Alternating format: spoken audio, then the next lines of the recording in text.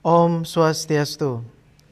Pemirsa Bali TV seputar Bali kembali hadir dengan menyajikan sejumlah informasi. Di antaranya adalah pariwisata Bali 2025 tak seimbang, lonjakan wisata tak dongkrak okupansi hotel.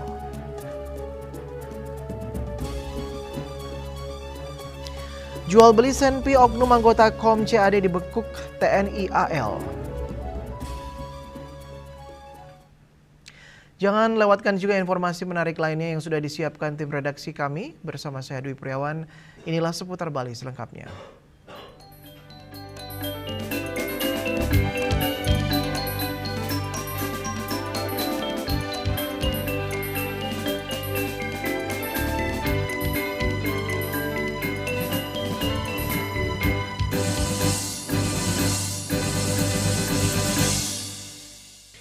Pemirsa, Bali menghadapi fenomena paradoks pariwisata pada 2025 ketika jumlah kunjungan wisatawan meningkat signifikan.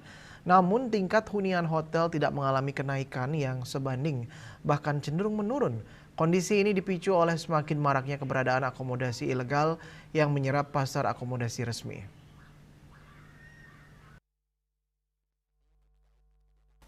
Pelaku pariwisata Bali Yoga Iswara mengungkapkan kunjungan wisatawan tercatat meningkat drastis dibandingkan tahun 2024. Namun lonjakan tersebut tidak berdampak langsung pada tingkat okupansi hotel karena dipengaruhi sejumlah faktor struktural di sektor akomodasi. Salah satu faktor utama adalah kembalinya hampir seluruh akomodasi ke kondisi normal pasca pandemi COVID-19. Jika pada tahun-tahun sebelumnya masih terdapat hotel dan villa yang tutup atau dalam tahap renovasi, maka pada 2025 sebagian besar akomodasi telah kembali masuk dalam inventory, sehingga persaingan menjadi semakin ketat. Selain itu, pembagian pasar akomodasi semakin meluas akibat menjamurnya akomodasi non-resmi. Akomodasi jenis ini belum memenuhi ketentuan administrasi, baik dari sisi perizinan, kewajiban perpajakan, maupun kesesuaian klasifikasi baku lapangan usaha Indonesia (KBLI). Jumlah akomodasi non-resmi tersebut diperkirakan mencapai 2.000 hingga 3.000 unit dan mengambil porsi signifikan dari pasar akomodasi pariwisata Bali. Kondisi ini membuat peningkatan kunjungan wisatawan tidak sepenuhnya mengalir ke hotel-hotel resmi, sehingga sebagian pelaku usaha mengalami stagnansi, bahkan penurunan tingkat hunian. Situasi tersebut menjadi tantangan serius bagi keberlanjutan industri perhotelan di Bali. Jadi kalau dibilang kenaikannya itu hampir 11% meningkat dari pencapaian di 2024. Nah, namun tingkat kenaikan ini tidak serta-merta berdampak langsung kepada tingkat hunian hotel karena ini ada beberapa faktor. Yang pertama, di tahun 2025 itu jumlah akomodasi itu hampir semuanya sudah kembali normal setelah pasca Covid. Jadi kalau dulunya masih ada yang renovasi, ada sebagian yang masih tutup, tapi di tahun 2025 ini hampir sudah semuanya mereka kembali ke inventory. Nah, kemudian masalah yang kedua ini adalah kita melihat pembaginya sekarang semakin banyak. Nah, pembagi semakin banyak ini adalah dari yang non-resmi. Nah, non-resmi itu artinya ada akomodasi yang memang secara administrasi, baik itu izin, ya perpajakan itu memang belum memenuhi syarat, dan juga dari sistem KBLI-nya juga tidak sesuai. Nah, kalau kita pantau ini jumlahnya tidak sedikit. Ya, ini bisa berkisaran mencapai antara 2.000-3.000-an akomodasi non-resmi. Kedepan penataan dan pengawasan terhadap akomodasi non-resmi dinilai menjadi kunci untuk mengembalikan keseimbangan sektor pariwisata Bali. Langkah tersebut diharapkan mampu memastikan pertumbuhan kunjungan wisatawan berjalan seiring dengan peningkatan kinerja usaha pariwisata yang legal dan berkelanjutan. Yana, Bali TV. Pemirsa, Kampus Elizabeth International kembali menggelar ajang ASIO Tourism and Hospitality Olympic ATO 2026 sebagai bagian dari komitmen pengembangan generasi muda di sektor pariwisata dan perhotelan. Memasuki tahun ketiga sejak pertama kali diselenggarakan pada tahun 2024, ATO telah berkembang menjadi kompetisi bergengsi yang diikuti peserta dari berbagai latar belakang pendidikan dan profesional. EITO 2026 akan berlangsung selama 5 hari, dari 26 hingga 30 Januari 2026, yang bertempat di Ezi Smart Resort, Jalan Hayam Wuruk, nomor 199 Denpasar, Bali. Kegiatan ini dirancang sebagai wadah peningkatan keterampilan, kreativitas, dan daya saing peserta, agar lebih siap menghadapi tuntutan industri hospitality dan tourism yang terus berkembang. Beragam kategori lomba dipertandingkan dalam EITO 2026, mencakup bidang perhotelan, kuliner, layanan pariwisata, bahasa, teknologi informasi, hingga kreativitas dan digital marketing. Kompetisi tersebut meliputi food and beverage, front office dan tour guiding, culinary arts, pidato bahasa Inggris, IT, creative and digital marketing, room division, dan business plan competition. Seluruh kategori dirancang untuk menegaskan kemampuan teknis, sekaligus membentuk sikap profesional, komunikasi, dan pemahaman standar industri.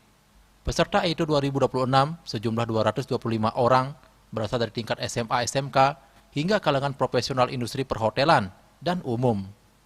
Kesempatan yang setara diberikan kepada seluruh peserta untuk menunjukkan kompetensi, inovasi, dan kreativitas dalam persaingan yang sehat dan profesional.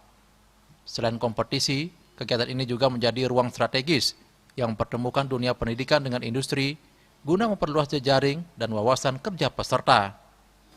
Direktur Elizabeth International, Putu Sri Budani, menyampaikan bahwa EITO 2026 diharapkan tidak hanya menjadi ajang perlombaan, tetapi juga wadah pengembangan ide, inovasi, dan karakter profesional generasi muda sejak dini. Ia juga menargetkan EITO ke depan dapat melibatkan peserta dari seluruh Indonesia, sejalan dengan meningkatnya kepercayaan nasional terhadap pendidikan hospitality Elizabeth International. Nah, EITO sendiri kita laksanakan sebagai ajang kreativitas, adalah sebuah wahana atau wadah untuk mewadahi atau memberikan kreativitas untuk anak-anak SMA, SMK terutama, mereka di mana mereka berlomba, berkompetisi, membuktikan bahwa apa yang sudah mereka pelajari di sekolah masing-masing terbukti bagus, sehingga mereka bisa berkompetisi di sini di Elizabeth International. EITO sendiri di 2026 ini dihadiri oleh 225 peserta yang terdiri dari SMA, SMK, dan kemudian ada juga yang spesial yaitu dari hotelier. Sementara Kepala Dinas Ketenagakerjaan dan ESDM Provinsi Bali, Ide Bagus Setiawan, memberikan apresiasi kepada Elizabeth International telah menyelenggarakan EITO hingga kali ketiga sejak tahun 2024 lalu. Jadi memang satu event yang sangat baik, dan dalam artian untuk memberikan kesempatan gitu ya, bagi adik-adik kita di SMA reguler maupun khususnya di SMK untuk selama ini kan belajar, berlatih, ada event untuk melihat hasil pembelajaran selama ini kalau dilombakan dengan standar-standar, tentunya ada standar internasional di hospitality, sudah masuk nggak gitu dalam kriteria itu, kan jadi penting. Melalui EITO 2026, Elizabeth International menegaskan perannya dalam mendukung pengembangan talenta profesional dan memperkuat ekosistem industri pariwisata Indonesia secara berkelanjutan. Yana dan Mastike, Bali TV. Universitas Mahasaraswati Unmas Denpasar mengadakan kuliah umum dengan menghadirkan Kepala Kejaksaan Tinggi Provinsi Bali, Catharina Mulyana. Kuliah umum ini dibuka Rektor Unmas Denpasar Sukawati Lanang Perbawa dengan mengambil topik problematika dan poin krusial dalam pelaksanaan KUHP dan KUHAP 2026.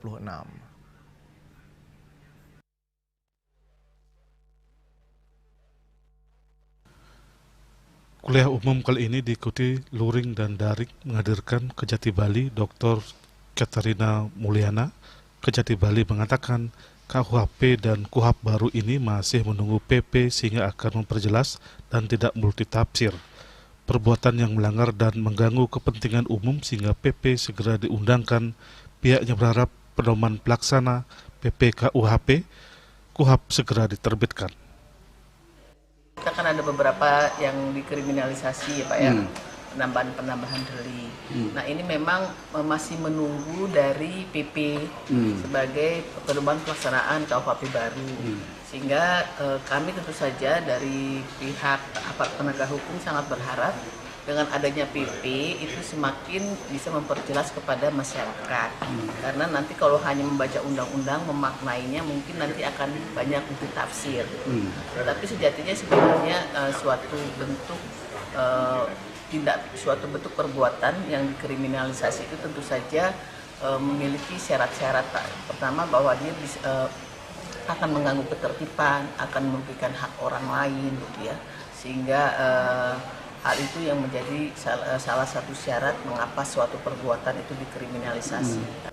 Sementara Rektor Unmas Sukawati Lanang Perbawo mengatakan pihak kampus wajib mengetahui dan mensosialisasikan KUHP dan KUHP baru, teknisnya dan penegakan hukumnya, dan diharapkan memberikan pencerahan bagi sivitas akademika di kampus Unmas agar tidak menjadi pro kontra. Pihaknya juga telah menyiapkan lembaga bantuan hukum untuk memberikan advice bagi yang kena pidana. Satu pasal adalah tentang kohabitasi atau orang yang berkumpul tanpa ikatan perkawinan. Itu sudah kena, walaupun itu adalah delik formil, ada aduan, tetapi itu sudah berlaku. Yang kedua, tentang mabuk di depan umum. Nah, itu juga konteksnya bagaimana pemberlakuannya, termasuk bahasa Balinya memisuh atau memberikan caci maki, ngomong anjing, babi, itu juga kena. Ada beberapa pasal yang sangat erat kaitannya dengan kehidupan masyarakat sehari-hari itu, maka sebenarnya masyarakat juga harus diberitahu. Walaupun sebenarnya sudah 3 tahun ini diberikan waktu sosialisasi dari 2003, karena undang-undang ini Undang-Undang 1 tahun 2003 dan berlaku Januari, maka hari ini sebenarnya sudah berlaku. Maka kita sebagai sivitas akademika di Universitas Mahasiswa Saraswati sangat intens dan sangat kepentingan untuk mengetahui sisi-sisi dari penegak hukum sendiri bagaimana terhadap nanti bila mudah-mudahan tidak ada ya. Dalam kuliah umumnya, Kejati Bali memaparkan KUHP dan KUHP baru mengedepankan keadilan restorasi dan rehabilitasi. KUHP lama fokus utama pembalasan terhadap pelaku kejahatan yang dilakukan. Poin krusial penerapan KUHP baru, hilangnya kontrol yudisial, memungkinkan keringanan hukuman bagi terdakwa yang mengakui kesalahannya, syarat penahanan hanya terhadap pidana di atas 5 tahun, dan penyidik pegawai negeri yang dapat mengancam independensi. Kesimpulan filosofi pemidanaan KUHP dan KUHP bergeser dari represif menjadi restoratif. Perlu segera diundangkan sejumlah PP sebagai pedoman teknis pelaksanaan KUHP dan KUHP. Pelaksanaan KUHP baru sebagai masa transisi menunggu terbitnya diundangkan sejumlah PP sebagai turunan KUHP dan KUHP. Agus Sudetmika dan Dek Putra Bal TV.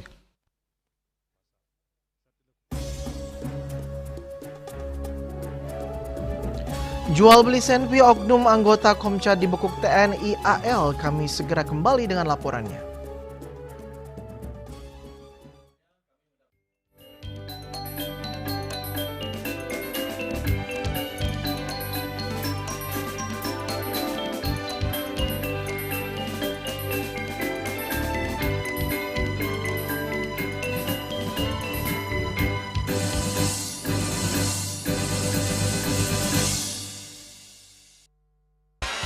Kak Srido sekarang sibuk apa? Sabtu Minggu ada game. Serpot aduh. Luwak hitam baru dengan teknologi slow roasting bikin nyaman di lambung. Selamat kepada para pemenang undian Kopi Luwak. Terima kasih Kopi Luwak. Menangkan 50 juta atau nonton bareng sepak bola di Amerika. Untuk kalian yang belum menang, buruan kirim. Jangan sampai ketinggalan. Luwak hitam baru, gak kemanisan, mantap. Emco, cat kayu dan besi. This indicate that Bali has recovered after the COVID-19 pandemic and has become the main destination for world tourists. However, Balinese menu choices are also getting richer, such as Sam-Sam Guling to Kuah Balok and Hawar Babi. Although many restaurants serve similar menus made from pork, Thai, they leave behind telltale characteristics of fragments of DNA circulating in the blood, called cell-free DNA.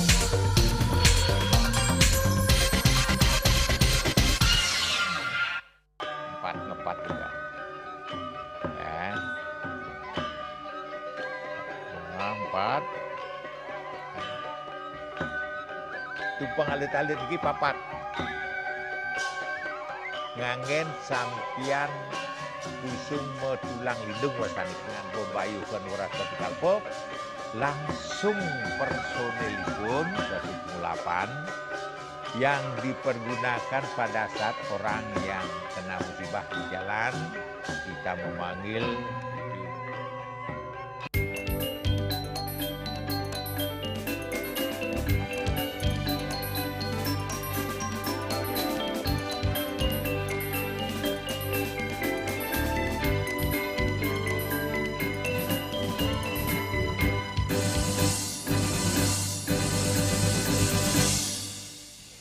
Pemirsa, anggota Angkatan Laut dan Lanal Denpasar mengamankan seorang oknum anggota KOM CAD komponen cadangan TNI AD asal Bandar Lampung di sebuah warung Jalan Buana Raya Denpasar.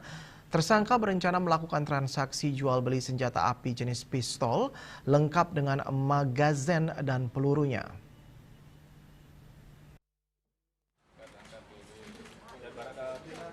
Tersangka Ahmad Soleh Ricardo ditangkap berdasarkan kecurigaan anggota TNI AL terkait transaksi jual beli senpi jenis pistol di sebuah warung Jalan Buana Raya Denpasar. Saat dilakukan transaksi, tersangka langsung dibekuk bersama barang bukti pistol beserta magazin yang berisi 4 peluru. Dari TKP, tersangka langsung digiring ke pangkalan TNI AL Denpasar. Sebelumnya kami mendapatkan informasi dari salah satu warga, kemudian didalami oleh tim intel kami, dan pada saat pendalaman di warung itu sekaligus ditangkap orangnya. Pak, berarti sudah ada pembelinya atau gimana nih Pak? Ya, kita memancing. Memancing, masih menawarkan, jadi kita... Harga yang ditawarkan berapa Pak? Ya, kayak COD. Di sosmed atau gimana itu? Di sosmed. Komunikasinya?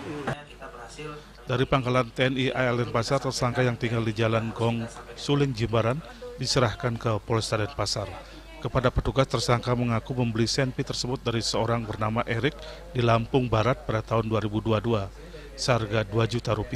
Tersangka membawa senpi tersebut ke Bali pada Februari 2023 dan akan digunakan untuk berjaga-jaga. Senjata api tersebut pernah dicoba sekali di sebuah lahan kosong di Bali. Karena terdesak kebutuhan hidup, tersangka berencana menjual senpi seharga Rp35 juta. Lalu kami melakukan kegiatan-kegiatan berupa pemeriksaan, penyelidikan terkait dengan dugaan pelanggaran, di mana pelaku inisial AS ini merupakan warga dari Lampung, ya, yang bersangkutan bekerja di Bali dan memang pada dasarnya sedang mencari pekerjaan, ya.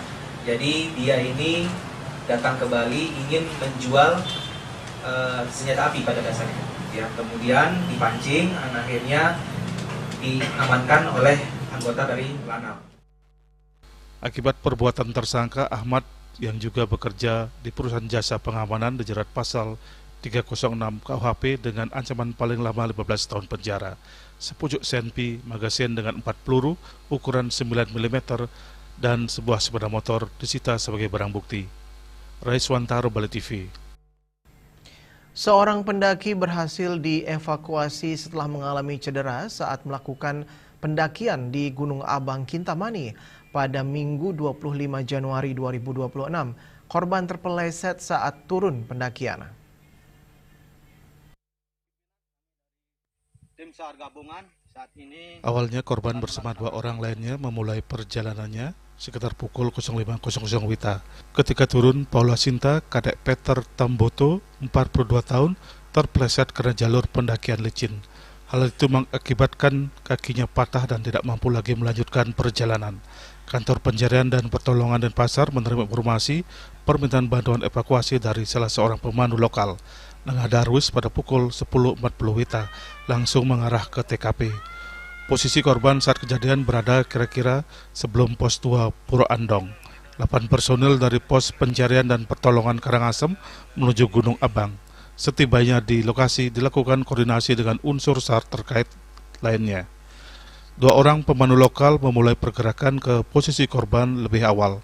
Pada pukul 13.00 WITA menyusul tim SAR gabungan dari pos pencarian dan pertolongan Karangasem. Babinsa Desa Abang dan Polsek Kintamani pada pukul 13.00 WITA dengan kekuatan 12 personel. 1 jam kemudian kembali menyusul 5 personil dari Dit Samapta Polda Bali. Setelah 2 jam 15 menit pencarian, akhirnya korban dapat ditemukan pada ketinggian 1971 mdpl. Tim SAR gabungan pada pukul 13.00 kami bergerak secara cepat menuju ke posisi korban untuk melaksanakan proses operasi SAR. Setelah 2 jam 15 menit pencarian, akhirnya korban dapat kami temukan pada ketinggian 1971 mdpl dalam kondisi selamat, stabil, mengalami cedera pada ekstremitas bawah, kanan bawah. Selanjutnya, korban kami evakuasi menuju ke bawah ke pos pendakian Gunung Abang dan korban dibawa ke Rumah Sakit Bros Denpasar menggunakan ambulan Klinik Nawadara Karangasem.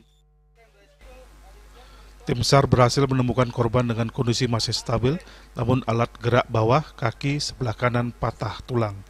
Korban diberikan pertolongan pertama dengan membidai bagian kaki yang patah agar tidak banyak pergerakan saat dibawa turun ke bawah dengan menggunakan tandu.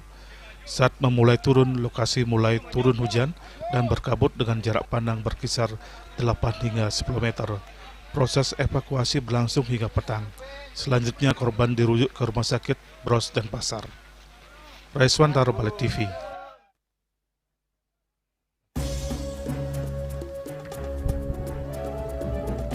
Kami akan segera kembali dengan informasi perkembangan LSD di Buleleng menunjukkan tren positif.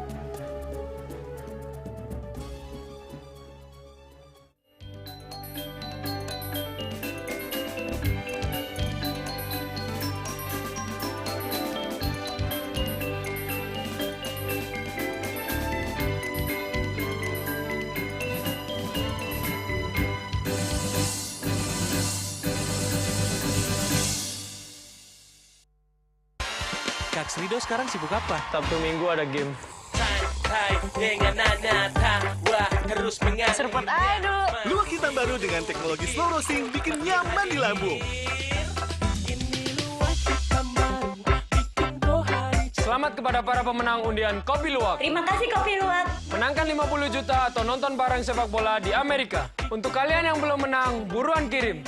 Jangan sampai ketinggalan. Luwak hitam baru, nggak kemanisan, mantap. Cat Color dengan daya sebar yang luas, cepat kering, dilengkapi 39 pilihan warna. Kualitas dijamin terbaik. Cat Color, harga ekonomis.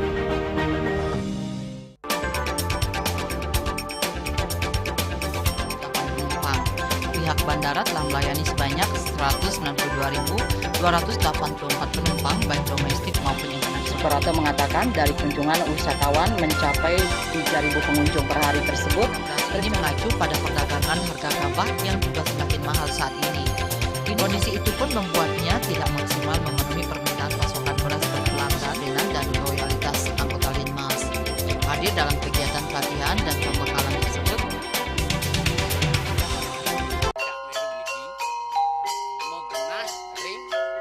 Selanjutnya tahun 1639 atau tahun 1707 akan di pura ini dapat dikelompokkan Ratu Penateh,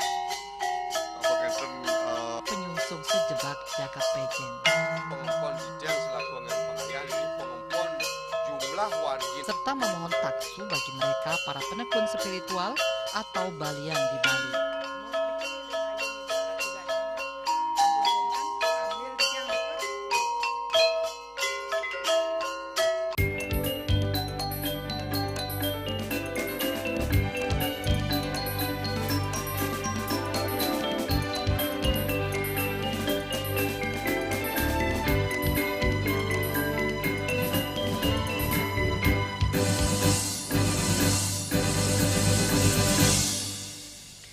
Pemirsa, setelah dilakukan penanganan intensif, Dinas Pertanian Buleleng memastikan penularan penyakit tersebut telah berhasil dikendalikan.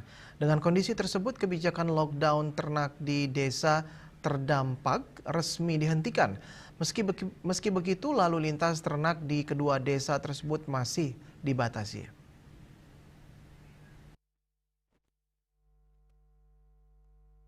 Kepala Dinas Pertanian Buleleng Gede Melandrat mengatakan hasil pemantauan terbaru di Desa Pejarakan dan Desa Sumber Kelampok, Kecamatan Gerogak tidak menunjukkan adanya perkembangan kasus baru. Bahkan sapi-sapi yang sebelumnya terkonfirmasi positif cacar sapi kini telah dinyatakan sembuh. Melandrat menjelaskan keberhasilan pengendalian LSD didukung oleh metode penanganan yang tepat, termasuk pemberian obat dan pengendalian vektor penular seperti nyamuk dan lalat. Menurutnya, kondisi sapi kini sudah stabil dan dapat beristirahat dengan nyaman. Ia menyebutkan pengobatan dilakukan dengan cara penyemprotan obat yang dicampur air, diaplikasikan ke tubuh sapi sekaligus ke kandang. Obat yang bisa menanggulangi termasuk juga sumber dari penyakitnya itu, yaitu lalat dan nyamuk. Di seluruh kecamatan kami punya petugas Poskeswan, 1 dokter hewan, bahkan ada 2 dokter hewan, kayak di Gerogak itu ada 2 dokter hewan yang kami tugaskan setiap saat bisa memandu KIE-nya. Jadi komunikasi, informasi, edukasinya bisa. Yang ketika ada gejala lewat desa, lewat masyarakat di desa tersebut bisa menginformasikan kepada kita agar cepat bisa ditangani. Langkah tersebut efektif menekan populasi lalat dan nyamuk yang selama musim hujan menjadi faktor utama penyebaran virus LSD. Selain penyemprotan, peternak juga disarankan melakukan pengasapan kandang untuk mengantisipasi lonjakan nyamuk di musim hujan. Meski lockdown ternak telah dihentikan, di Stan Buleleng tetap menerapkan pengawasan ketat terhadap distribusi sapi. Ia juga kembali mengingatkan peternak agar tidak mendatangkan sapi dari luar desa tanpa pengawasan kesehatan, serta tetap menjaga kebersihan kandang dan lingkungan sekitar. Penyakit cacar sapi atau LSD diketahui tidak menular ke manusia, namun penyakit tersebut berpotensi menimbulkan kerugian ekonomi akibat menurunnya kondisi fisik dan nilai jual ternak. Yasri Yuli, Bali TV. Dinas Pemadam Kebakaran dan Penyelamatan Damkar Kabupaten Badung mencatat intensitas kejadian kebakaran dan upaya penyelamatan masih tergolong tinggi sepanjang 2025. Sepanjang tahun tersebut, petugas Damkar Badung menangani 285 kejadian kebakaran dan 747 kasus penyelamatan di seluruh wilayah Kabupaten Badung. Sementara itu, pada awal 2026 tercatat 22 kasus kebakaran dan 27 kasus penyelamatan. Kepala Dinas Pemadam Kebakaran dan Penyelamatan Badung, Iwayan Wirya, menjelaskan bahwa data tersebut merupakan hasil rekapitulasi kegiatan operasional bidang pengendalian kebakaran di seluruh kecamatan. Tingginya jumlah kejadian menunjukkan peran strategis Damkar Badung dalam menjaga keselamatan masyarakat, baik dari ancaman kebakaran maupun situasi darurat lainnya. Berdasarkan data Damkar Badung, wilayah Kuto Selatan menjadi daerah dengan kasus kebakaran tertinggi, yakni 85 kejadian. Posisi berikutnya ditempati Kuta Utara dengan 61 kasus, Kuta 55 kasus, Mengwit 47 kasus, Aben Semal 27 kasus, dan Petang 10 kasus. Adapun penyebab kebakaran paling dominan berasal dari arus pendek listrik sebanyak 100 kasus.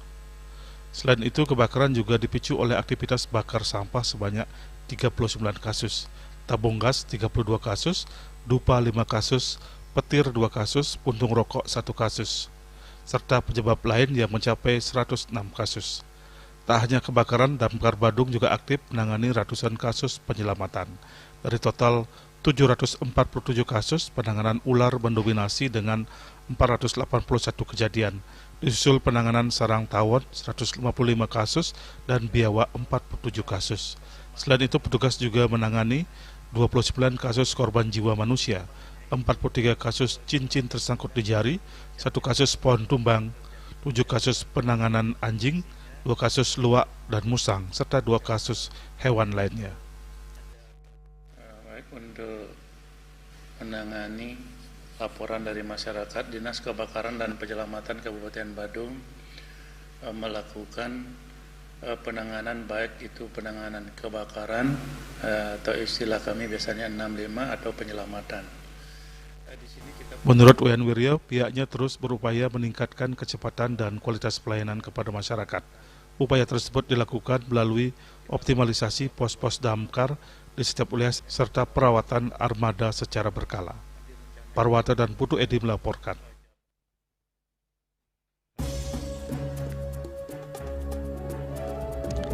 5 atlet Muay Thai Buleleng borong 3 emas di Surabaya. Kami segera kembali dengan informasinya.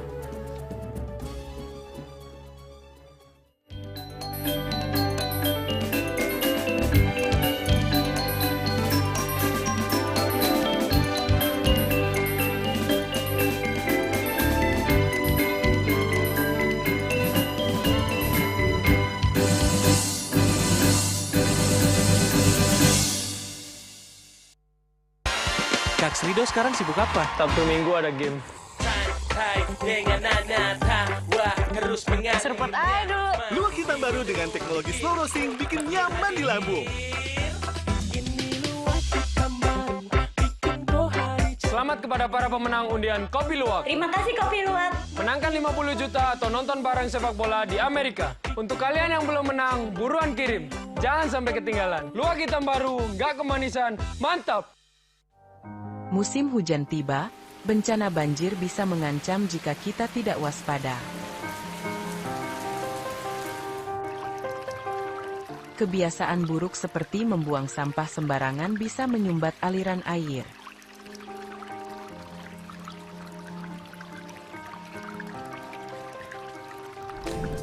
Kita bisa mencegah banjir dengan bergotong royong, menjaga selokan bersih, dan menanam pohon.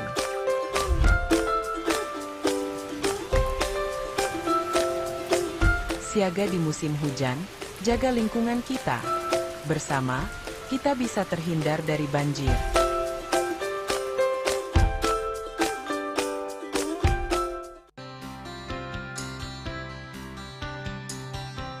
Puniki kemariang disampun anak alit menekili.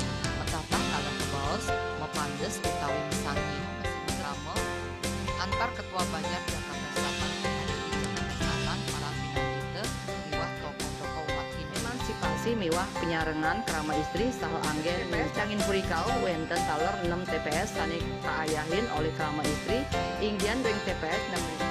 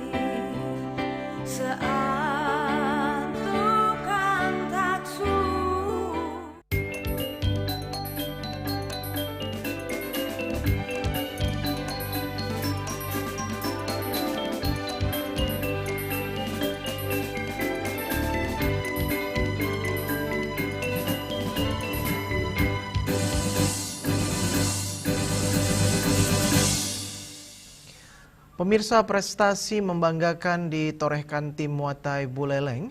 Meski hanya menurunkan 5 atlet, kontingen ini sukses membawa pulang 3 medali emas, 1 perak dan 1 perunggu dalam ajang SLC Super Fight yang digelar di Surabaya minggu kemarin.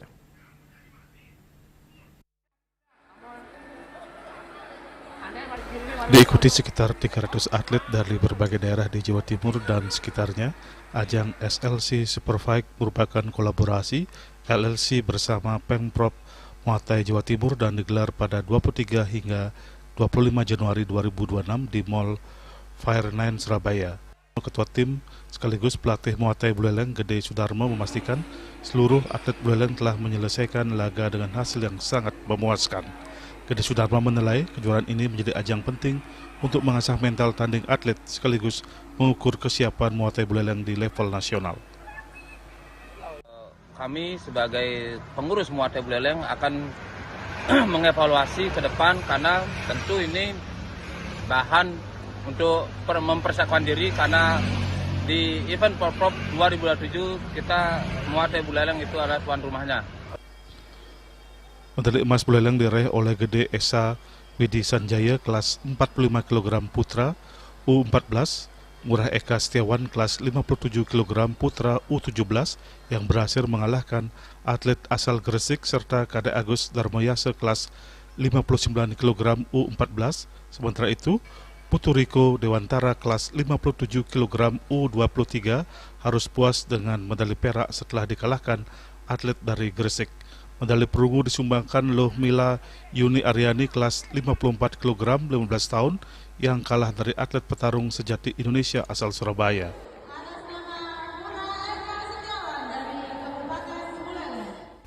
Yasri Juli, Bali TV.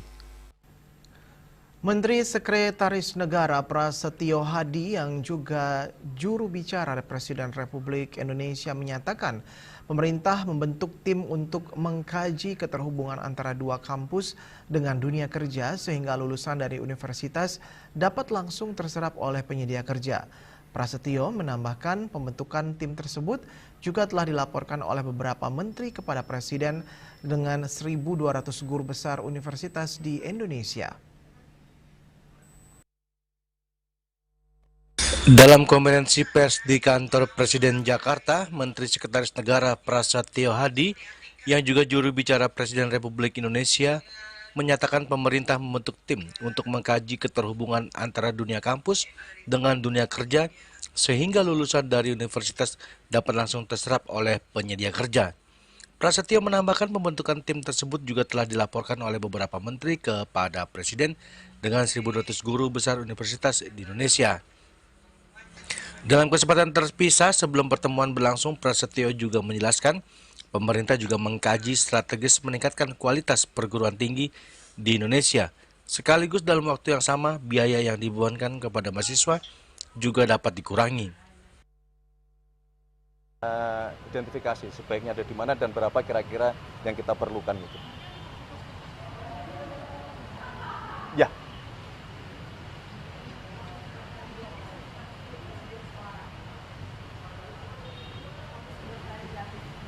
Ya itu tadi yang saya sampaikan itu. Jadi dalam program itu akan direncanakan full scholarship, artinya berbeasiswa penuh. Mas, tadi soal wakil rektor sempat menyebut mereka berharap ada keberpihakan kepada perguruan tinggi dan mereka optimis akan segera terwujud, Mas. Nah ini soal kaitannya dengan penambahan dana desa itu akan dilakukan kapan, Mas? Tahun ini, jadi diminta untuk ya masuk di tahun anggaran 2026.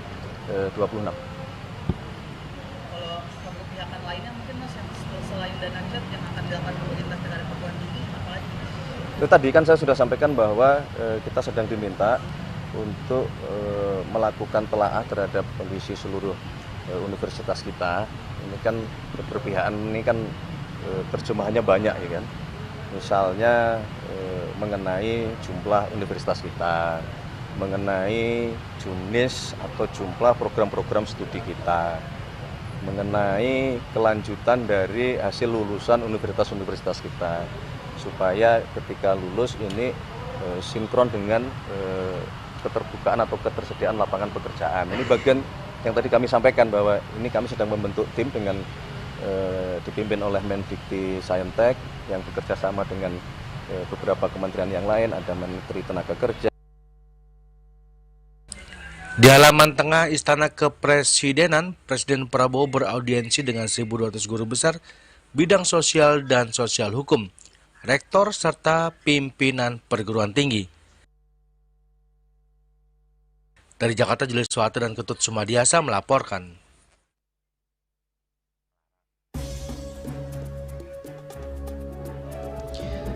Pemirsa, jangan beranjak dulu, kami segera kembali dengan laporan joget pingitan sejak seni kerajaan Bali yang kian langka.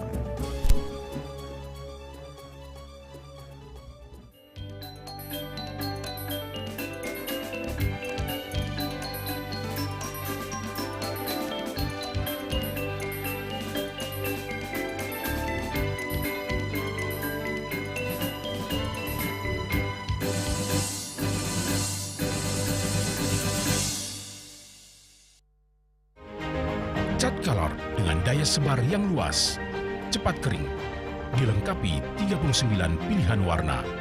Kualitas dijamin terbaik. Cat Color, harga ekonomis.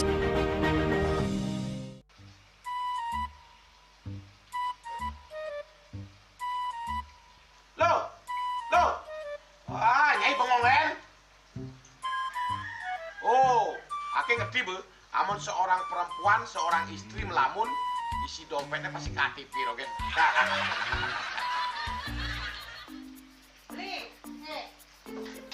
Awake hanya belajar lebih tenang menikmati hidup dengan proses tanpa harus protes. Loh, hidup itu adalah sebuah perjalanan, bukan perbandingan. Maka jangan pernah kamu bandingkan prosesmu dengan orang lain, karena kita berdiri di bumi yang sama dengan takdir yang berbeda. Oh, ini bertakdir awake nganten gak beli, saya proses tapi stres. Wah, mula aku nyai, takdir ya nyai. Ini pijit tangan lu, sakit lagi awak-awake. Apa? Mau pijat keko? Oh, mau pijat. Bawayan kayak dirurui, matajan, matuakan. Jadi subane gelang kekene awake nih makatang lo, awake nih makatang. Awake sing kodak, awake sing idawak kenjang, sing idawak mijat.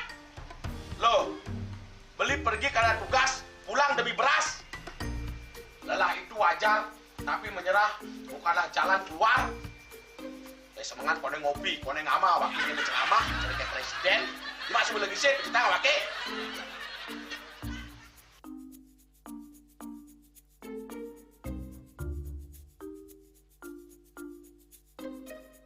Kene be, kene ini awake makatang, awake bermajati ngencanang dongkang ini. Oh, kadang timpalnya jadi makatang. Ngajak ke saya dirundungi lumayan. Ini, ayo kemarin jangan bicaranya nih lo. Ini saya bicarkan awake jangan beli, langise ane jangan.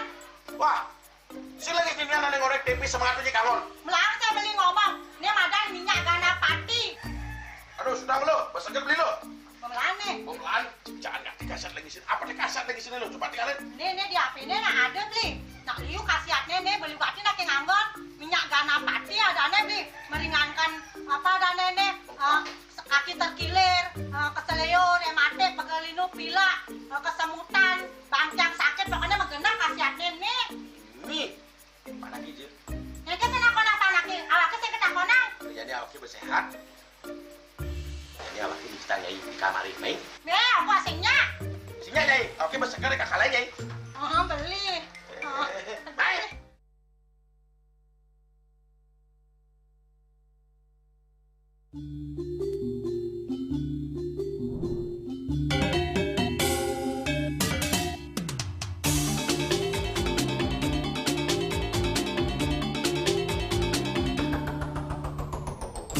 Jaga bayi ni, jaga hatu ini, mangga endek, stata ajak, mok sata, jaga kita, jaga bayi ni.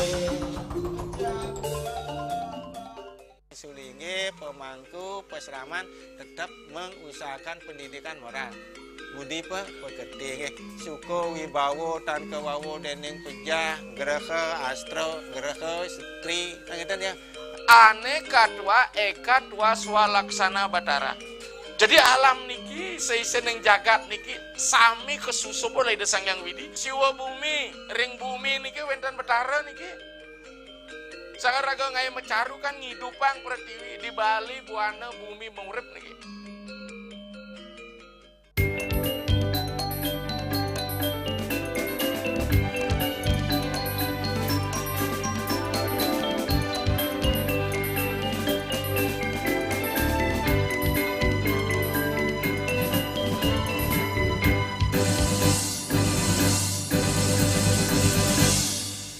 Terima kasih Mirsa, Anda masih bersama kami di seputar Bali. Joget Pingitan merupakan salah satu seni pertunjukan klasik Bali yang telah ada sejak masa Kerajaan Dalem Watu Renggong di Klungkung. Pada masa kejayaan kerajaan-kerajaan Bali hingga periode kerajaan-kerajaan setelahnya, joget pingitan dipelihara secara khusus sebagai seni pertunjukan istana.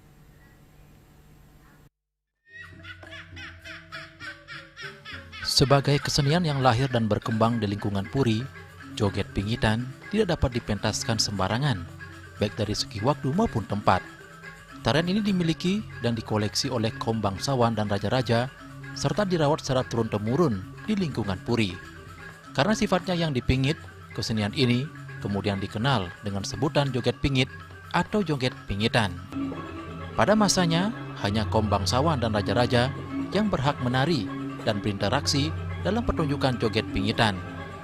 Memasuki akhir masa feodalisme dan seiring datangnya era kolonialisme, terjadi perubahan dalam dinamika seni pertunjukan di Bali. Berbagai jenis joget baru mulai bermunculan dan berkembang di masyarakat luas. Di antaranya adalah joget adar, joget gandrung, dan berbagai versi joget lainnya yang tidak lagi terbatas pada lingkungan kerajaan. Setelah Indonesia memasuki masa kemerdekaan, lahirlah joget bungbung, yaitu joget yang diiringi oleh gamelan bambu atau bumbung. Hingga kini, joget bungbung tetap eksis dan menjadi salah satu bentuk joget yang paling populer di Bali. Sementara itu, joget pingitan perlahan mengalami kemunduran. Keberadaannya kini dapat dikatakan hampir punah dan hanya ditemukan di beberapa desa tertentu di Bali.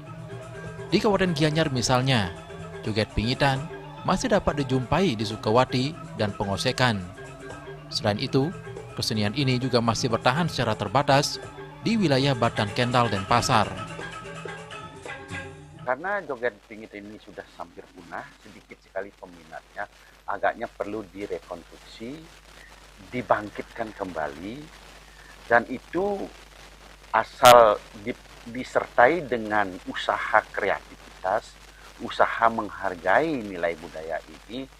Saya yakin joget ini masih dapat diaktualisasikan di tengah-tengah masyarakat Bali modern. Buktinya, sekarang misalnya di Peliatan misalnya ada dibangun joget pingitan ya, di sebuah sanggar seni di sana. Salah satu penarinya namanya Laras. Nah, Laras ini salah satu penari joget pingitan yang sekarang ini sering diminta untuk menari bersama grupnya itu di Peliatan. Itu artinya apa?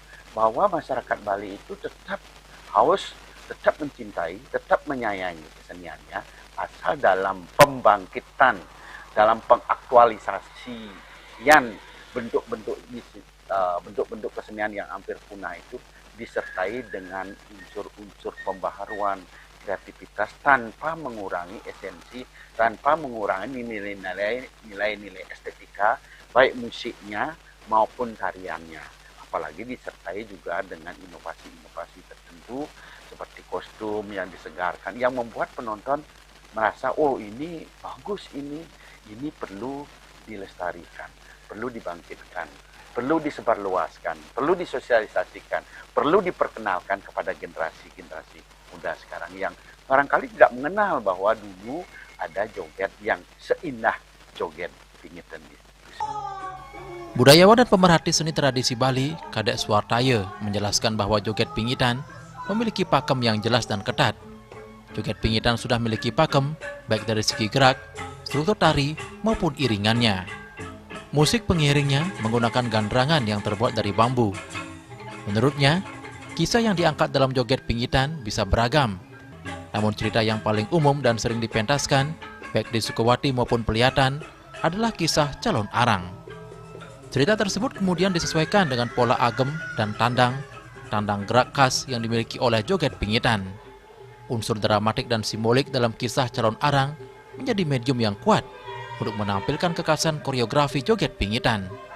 Keistimewaan joget pingitan tidak hanya terletak pada unsur magis dan mistiknya, tetapi juga pada nilai koreografi dan estetika tari yang tinggi. Kadek Suartaya menegaskan bahwa yang diutamakan dalam joget pingitan adalah kekuatan tarinya itu sendiri, yang telah dirawat dan dipelihara oleh beberapa kantong-kantong joget pingit yang masih bertahan hingga saat ini.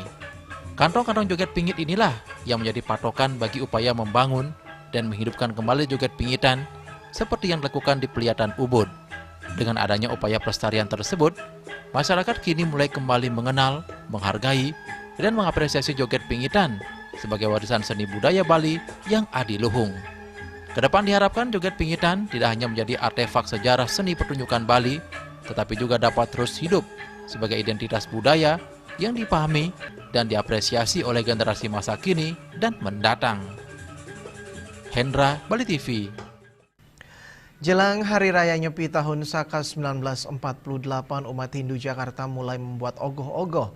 Di antaranya warga Hindu Banjar, Jakarta Pusat, pembuatan ogoh-ogoh sudah dimulai bahkan sejak bulan Desember tahun lalu. Alasannya agar cukup waktu mengingat mereka juga harus bekerja untuk menyambung hidup, sehingga pengerjaannya hanya dilakukan saat libur atau meluangkan waktu selepas bekerja.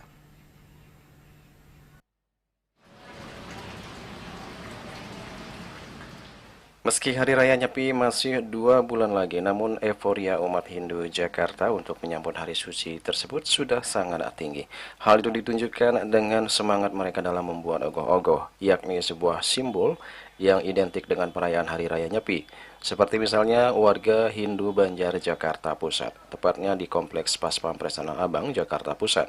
Pembuatan ogoh-ogoh dilakukan di area depan Pura Agung Wira Satya Buwana. Warga Hindu khususnya di Tanah Abang memang tak pernah absen dalam membuat ogoh-ogoh. Kali ini ogoh-ogoh yang dibuat judulnya Naga Basuki. Penanggung jawab sekaligus konseptor ogoh-ogoh Anak Agung Gede Dalem Dharma Putra mengatakan pemilihan konsep Naga Basuki agar berbeda dengan ogoh-ogoh sebelumnya, di mana didominasi oleh wujud raksasa. Selain itu, Agung Dalem juga meyakini Naga Basuki dalam mitologi Hindu dipercaya sebagai dewa yang menjaga Pulau Bali yang berstana di Gunung Agung. Sementara itu, untuk proses pembuatan ogoh-ogoh, Agung menjelaskan sudah dimulai sejak bulan Desember tahun lalu. Hal itu dilakukan mengingat terbatasnya waktu dan juga SDM. Oleh karena itu, di sela-sela tugas dinasnya sebagai Paspampres, ia dibantu rekannya berusaha memaksimalkan waktu kosong dan libur untuk mengerjakan ogoh-ogoh. Saat ini proses pembuatan ogoh-ogoh sudah mencapai 50%. Agung pun optimis sebelum Hari Raya Nyepi tiba, ogoh-ogoh sudah rampung 100%. Pembuatan ogoh-ogoh ini tentunya tak lepas dari dukungan penuh Banjar, Jakarta Pusat. Saya ngambil konsep Naga Basuki. Jadi untuk kenapa saya ngambil konsep ini, karena saya sebenarnya tidak ada alasan khusus. Itu hanya karena agar lain dari yang lain saja, karena Nyepi kan terlalu identik dengan buta kala, raksasa, yang begitu-begitu. Untuk tahun ini saya ingin mengambil konsep seorang dewa penjaga Pulau Bali yang berdiam di Gunung Agung. Untuk desainnya beli sendiri ya, Mas? Ya.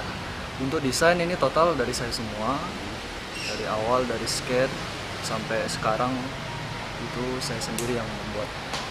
Kalau prosesnya sendiri ini kira-kira sudah berapa persen sih? Atau dari kapan mulai mengerjakannya? Untuk prosesnya ini baru 50% ya. Ini masih tahap, masih banyak tahap yang belum saya kerjakan, terutama tapel, payasan, ngecat dan lain-lain. Untuk start saya dari pekerjaan itu dari bulan Desember, itu di pertengahan bulan Desember. Pertengahan bulan Desember sudah mulai. Kalau target sendiri kira-kira ini Nyepi kan masih sekitar 2 bulan lagi gitu ya. Targetnya kira-kira rampung ini bisa kapan? Target rampungnya sebelum Nyepi pasti sudah selesai. Saya targetkan, kenapa saya ngambil jarak waktu yang cukup lama, karena itu berbenturan dengan kedinasan saya di sini Paspampres. Seperti perayaan Nyepi sebelumnya, ogoh-ogoh di Tanah Abang biasanya dipakai di Pura Aditya Jaya Rawamangun saat Tawur Agung Kesange sebelum diarak pada malam harinya di acara pengerupukan. Sementara untuk tahun ini rencananya semua ogoh-ogoh di Jakarta Pusat usai perayaan Nyepi akan dipajang di Taman Mini Indonesia Indah sebagai etalase budaya dan juga untuk menarik wisatawan untuk berkunjung. Juli Suwarto dan Ketut Sumadia melaporkan. Dan kini kami sampaikan informasi perakiraan cuaca untuk kabupaten kota di Bali.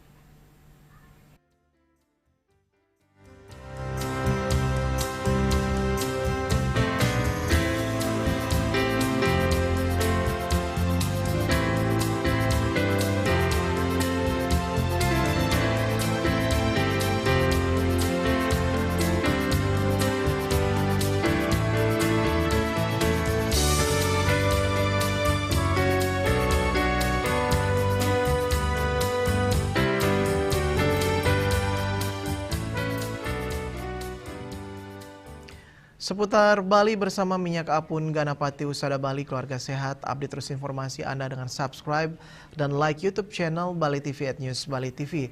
Mewakili redaksi yang bertugas, saya Dwi Priawan pamit undur. Terima kasih atas perhatian Anda dan sampai jumpa. Om Santi Santi Santi Om.